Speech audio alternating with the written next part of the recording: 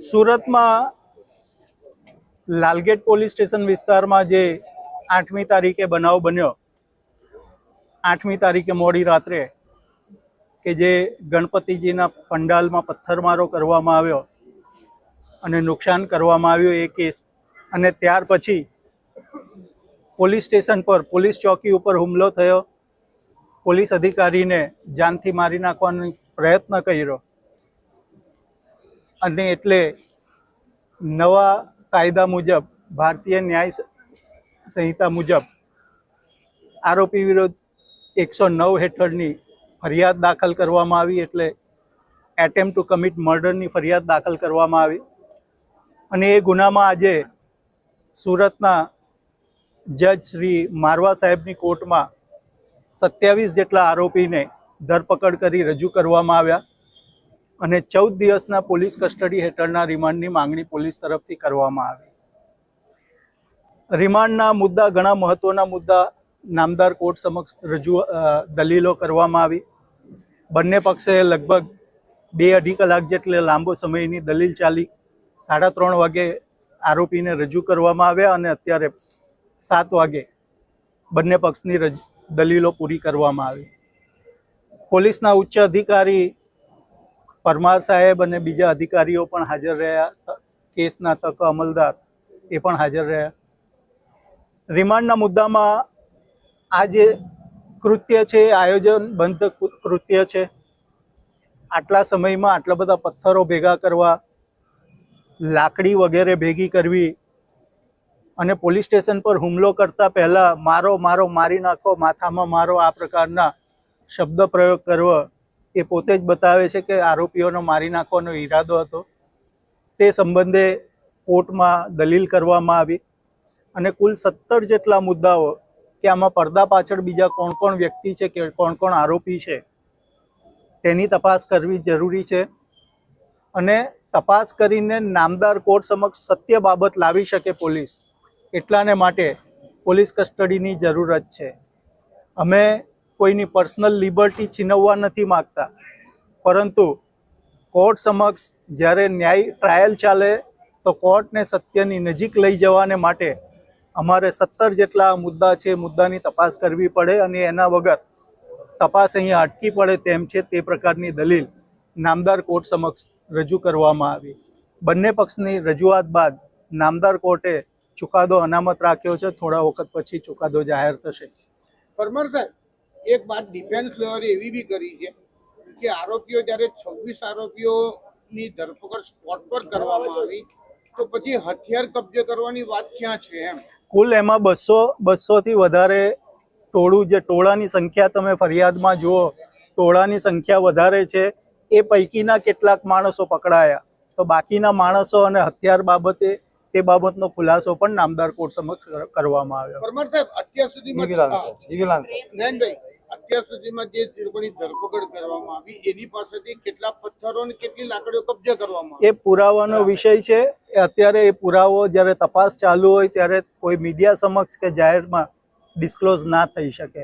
એનો ઉલ્લેખ કેસ ડાયરીમાં કરવામાં આવે અને કેસ ડાયરીમાં અમે કેસ સંદર્ભે શું શું કાર્યવાહી કરી છે એ બધો ઉલ્લેખ કેસ ડાયરીમાં કરવામાં આવ્યો છે અને નામદાર કોર્ટમાં રજૂ કરવામાં આવી છે. સર, જે ગ્રાઉન્ડ છે એમાં એક ગ્રાઉન્ડ આ પણ છે કે આરોપીઓ બહાર ગામના પણ હોઈ શકે.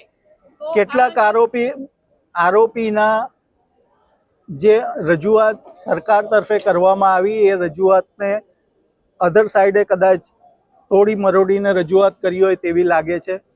સરકાર તરફે એવી રજૂઆત કરવામાં આવી કે આ આરોપીઓના તાર બહારગામ સાથે નથી જોડાયેલા છે કે કેમ, એની પણ તપાસ કરવાની જરૂર છે. નયનભાઈ, વિથિન 24 અવર્સમાં એફઆઈઆર કોર્ટને મળવી જોઈએ એવી એક વાત એમને કરી છે.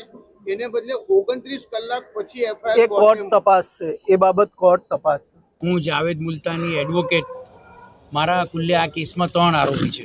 નંબર 3 ચૌહાણ અલ્તાફ હુસેન, નંબર 17 ઇમરાન અલી અને નંબર 27 નદીમ સલીમ. ખાસ કરીને આ કેસમાં એક જે સનસનીખેજ છે જે વકીલો માટે કે આરોપી જે હતો 27 નંબરનો નદીમ સલીમભાઈ રંદેરા, અગાઉ જે છે એ આઈઓ તરફથી જે પ્રેસ નોટ આપવામાં આવેલી એ પ્રેસ નોટમાં આ આરોપીનું નામ નથી, એફઆઈઆરમાં નામ નથી ને આજે જ્યારે એને પ્રોડક્શન કરવામાં આવ્યું ત્યારે બી મારા 27 નંબરના આરોપીનું નામ નહીં હતું. કુલ્લે 25 આરોપીઓ આજે છે આ કેસમાં રજૂ કરેલા આરોપીમાં છેલ્લે હાજરી પુરાવી તો આરોપી બચ્યો એટલે પોલીસે તાત્કાલિક જે છે એ એનું પ્રોડક્શન બનાવીને રજૂ કર્યું છે. એટલે પોલીસે ગણતરીમાં અને કામગીરીમાં શરૂઆતથી જે ભૂલ કરી છે એનું પહેલો આજે જે છે કોર્ટ સમક્ષ આ દાખલો રજૂ થયેલો. સરકાર તરફથી જે છે એ 17 મુદ્દાઓને લઈને રિમાન્ડ અરજી કરવામાં આવેલી અને બચાવ પક્ષે જે છે 3 આરોપી તરફે અમે એવો બચાવ લીધેલો કે કુલ્લે 3 એફઆઈઆર દાખલ થયેલી. પ્રથમ એફઆઈઆર જે છે જેના અંદર 5 થી 10 જે છે એ સગીર છોકરાઓને પકડેલા જે કાયદાના સંઘર્ષમાં હતા, જે લોકો હમણાં જામીન પર છૂટી ગયા છે. એ છોકરાઓએ અંદરની મગજમારીમાં ગણેશ પંડાલ પર ગણપતિ જે છે એમના ઢોલકા પર જે છે એ નાનું પથ્થર મારેલો. એ મતલબની પોલીસની ફરિયાદ હતી. જ્યારે રિમાન્ડના મુદ્દામાં જે છે એ રિમાન્ડના મુદ્દામાં પથ્થર જે છે એ ગણપતિ પર વાગેલો, ગણપતિ જે છે એમને આપણે નુકસાન પહોંચેલું, ખંડિત થયેલું, એ વાત જે છે સદંતર એમના જ રિમાન્ડના મુદ્દામાં અને એફઆઈઆરના મુદ્દામાં જે છે એને મતલબમાં રદિયો આપીએ છીએ.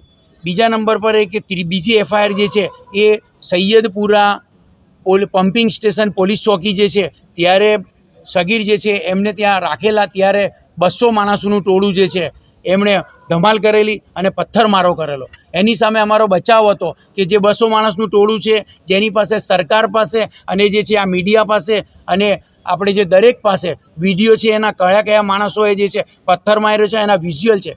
પોલીસ કમિશનરશ્રીએ જે છે એમના રૂમમાંથી જે છે દરેક માણસને ઓળખાય છે.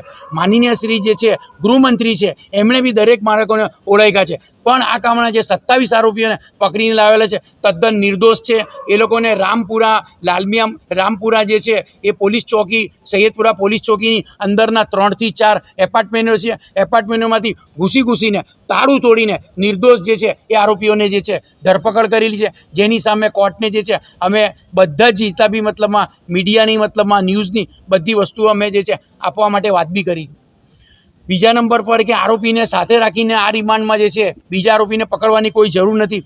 હથિયાર જે છે પોલીસે બતાવ્યા છે કે ભાઈ હથિયાર કબજે કરવાની જરૂર છે. એવા કોઈ હથિયાર જે છે ના તો એફઆઈઆરમાં લખેલા છે ના એવા હથિયાર જે છે એ પોલીસ રિમાન્ડમાં લખીને આવ્યા છે. એટલે હથિયાર કોઈ વખત ઉપયોગ કર્યો નહીં હતા. એટલે એ જ પોતાની રિમાન્ડ મરજીમાં પોતે જે વસ્તુ માંગે છે એને ખંડિત કરતા અને રદિયો આપતા દેખાવમાં મળે. મુલતાની સાહેબ, કોન્સ્પિરસી જે પૂર્વયોજિત કાવતરું છે એ તપાસ દરમિયાન બહાર આવશે, એની સામે આપનું કાઉન્ટર શું હતું? આવું કોઈ પૂર્વયોજિત કાવતરું નથી. અનાયાસે કે પોલીસના કહેવાથી આવો બનાવ બન્યો છે કે સગીર 15 વર્ષના 10 થી 15 બાળકો જે છે ત્યાં તોફાન કરતા હતા અને એ તોફાનમાં જે છે એ ગણપતિ શ્રીને જે છે એ ઢોલકા ઉપર જે છે કોઈ પથ્થર વાગ્યો છે. એ ઘટના અચાનક બની છે. કોઈ પ્રી પ્લાન આમાં કોઈએ કર્યું નથી. નાના બાળકોની શરારત અને બાળ બુદ્ધિ છે એ પ્રમાણેની આ ઘટના બની છે. જેનું રાજકીય મોટો રંગ આપીને જે છે આના ઉપર જે છે એ આખું બધું રાજકારણ રમાઈ રહ્યું છે.